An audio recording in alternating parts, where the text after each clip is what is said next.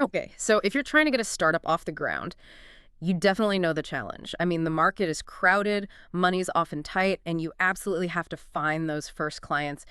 How do you even start to cut through all the noise? Yeah, it's the fundamental hurdle, isn't it? You've poured everything into your product, your service, but building that bridge from having the thing to getting it in front of people Mm. and then getting them to trust you enough to pay, that's where so many startups get stuck. And that's exactly what we're digging into today. We're doing a deep dive, looking closely at one specific source. It's a guide called How to Attract Clients for Your Startup Business Using Instagram Effectively. Right. Our mission, basically, is to unpack this thing and pull out the most, actionable insights for you listening, whether you're a founder or maybe just looking at Instagram for business growth. And this source, it goes way beyond just like post nice photos. Mm-hmm. It really tries to lay out a deliberate framework, a step-by-step way to actually acquire clients using Instagram. Exactly. And, one thing the guide mentions pretty early on when it talks about needing to, really turbocharge your growth and boost your profile's visibility, Hmm. it notes that entrepreneurs sometimes look for resources to help with that initial push. And it specifically names a website, rapidboost.net, as a place trusted by entrepreneurs for that kind of social media profile boosting. It's just mentioned there in the source as a tool people use. Yeah, it reflects that reality, Yeah. right? That sometimes, especially early on, you might look for ways to kind of amplify what you're doing, build that momentum and credibility a bit faster, perhaps. Okay, so let's get into the why then. Why does this guide focus so much on Instagram for getting startup clients? What's the main idea? Well, the core argument is that Instagram isn't just for scrolling through pictures anymore. It's fundamentally shifted.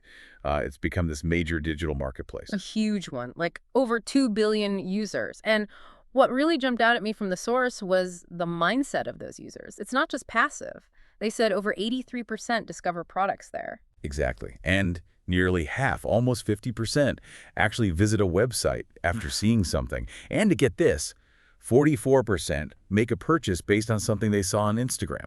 Wow. So that data is key. It means your potential clients, they're already there and they're actually looking and potentially ready to buy. They're in a discovery and purchasing mode right there on the platform. Which suggests you could potentially take someone from being a total stranger who just saw your post to building trust and then, becoming a lead, maybe even a client pretty quickly. Yeah, the platform allows for that faster transition from zero trust to like real connection if you do it strategically. Which brings us right to step one in the guide. You've absolutely got to optimize your Instagram profile. Right, this is your first impression, your digital handshake, basically. Yeah, like your storefront window too. The idea is someone lands there and instantly gets who you are, what you do, and feels confident. Exactly. And the bio is like prime real estate. The guide really hammers this under 150 characters, but it needs crystal clarity. Who are you? What problem are you solving? Who for? And crucially, how do they take the next step? Like that example, helping freelance designers land dream clients. Free tips, Inc. Super specific audience, clear benefit, tells you what to do. Perfect example. And using keywords like startup legal expert, if that's your thing, isn't just descriptive, it helps people actually find you.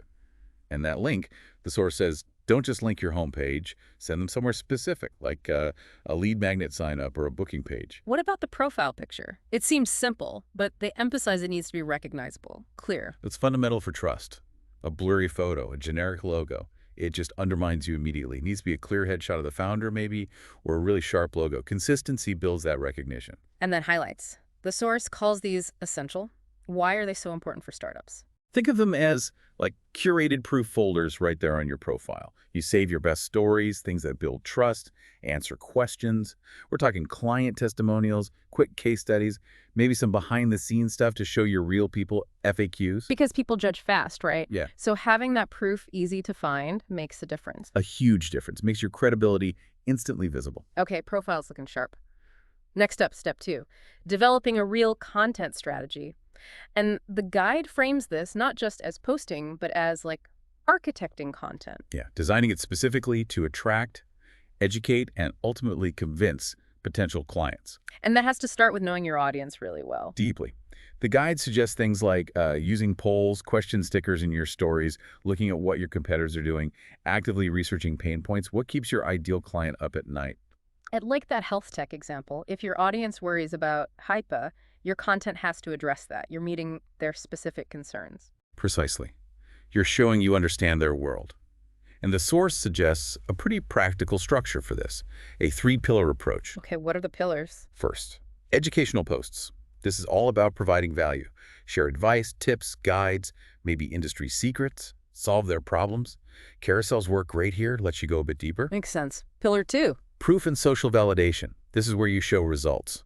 Before and afters, client testimonials are goals, mini case studies, and the guide points to Reels as being fantastic for these quick, impactful proof points. Reels seem to come up a lot. They do.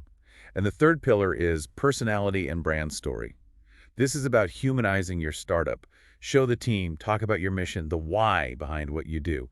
People connect with people and stories. So back to Reels. The guide calls them the fastest way to reach new clients. Why is that?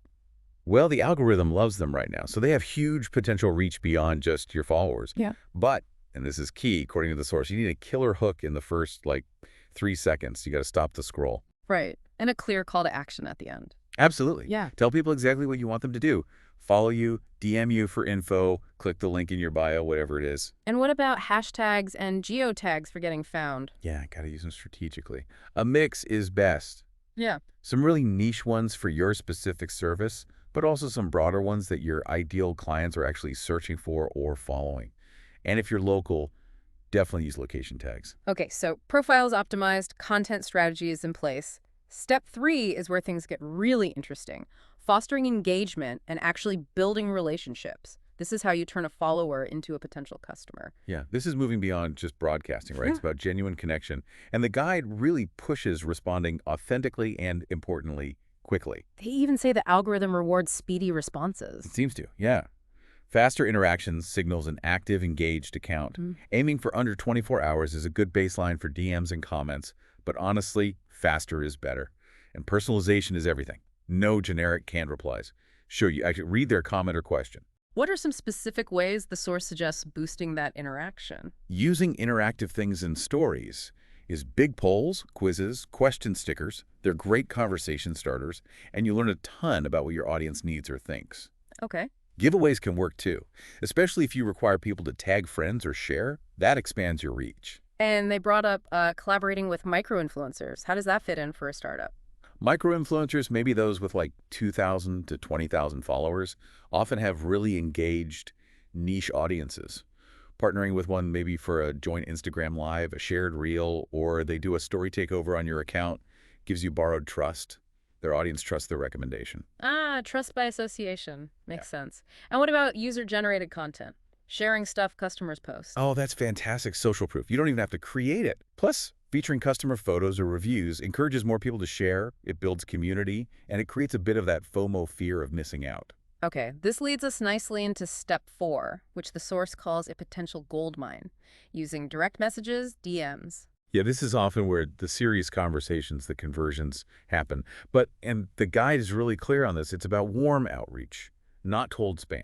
They call it the slow build, right? Don't just slide into someone's DMs with a sales pitch immediately. Exactly.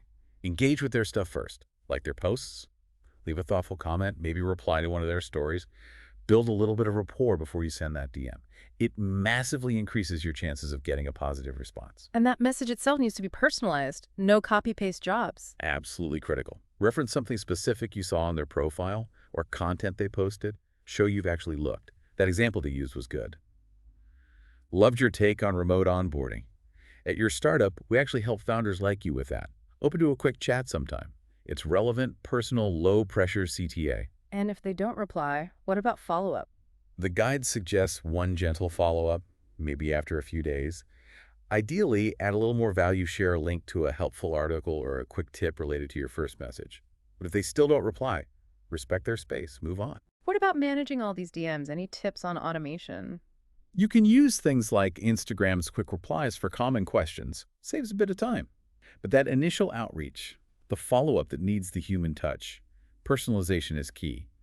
The guide even mentions thinking about CRM integration down the line to keep track of conversations as you scale up. They had that really striking case study, too, about the B2B SaaS company. Oh yeah, that was great. 15 new clients in 30 days, wasn't it? Yeah, pretty amazing. How did they manage that? It was all about that warm DM strategy. Right. They identified their ideal clients, marketing agencies, in their case, consistently engaged with their content, then sent personalized DMs.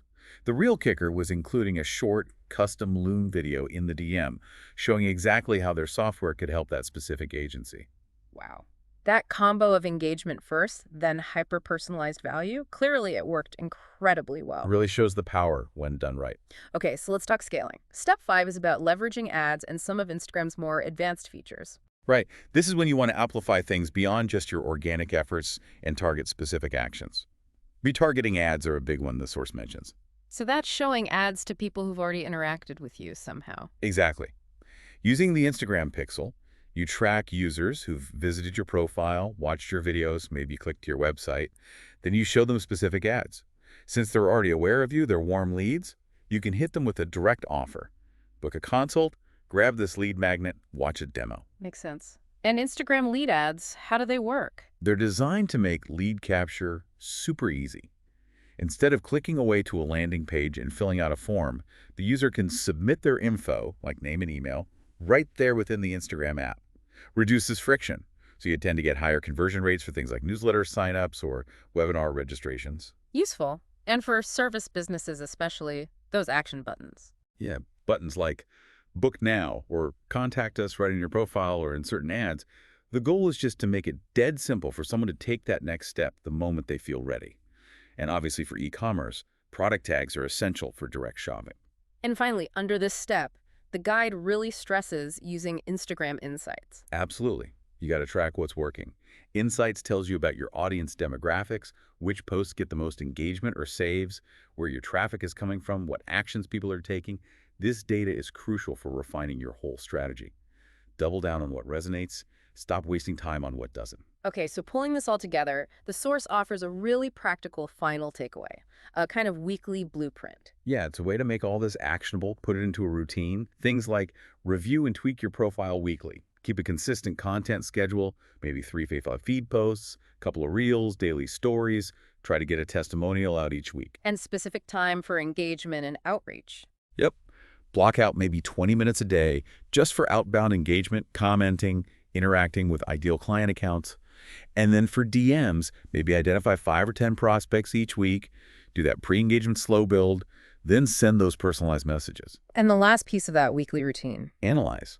Set aside time, maybe Sunday evening, to look at your insights from the past week, see what worked, what didn't, and adjust your plan for the coming week based on that data.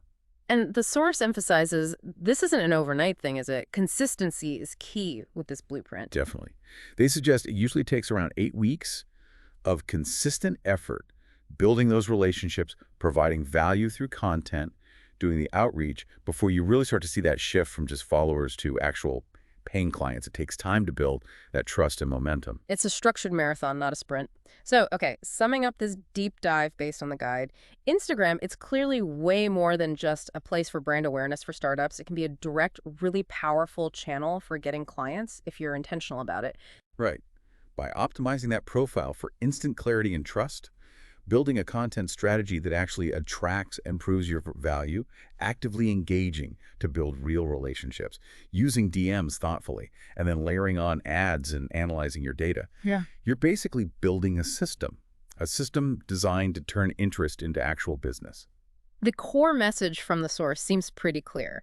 That journey from someone casually scrolling to becoming a loyal client, it can actually happen relatively quickly on Instagram, but it absolutely requires that deliberate strategy, putting relationship building front and center. Yeah, with that focused effort, implementing the kinds of steps outlined in this guide, you really can tap into Instagram's potential to drive, real results for your startup, moving past just likes and follows to actual clients. Which kind of leaves us with a final thought, really echoing the source's conclusion for you, the listener, to think about.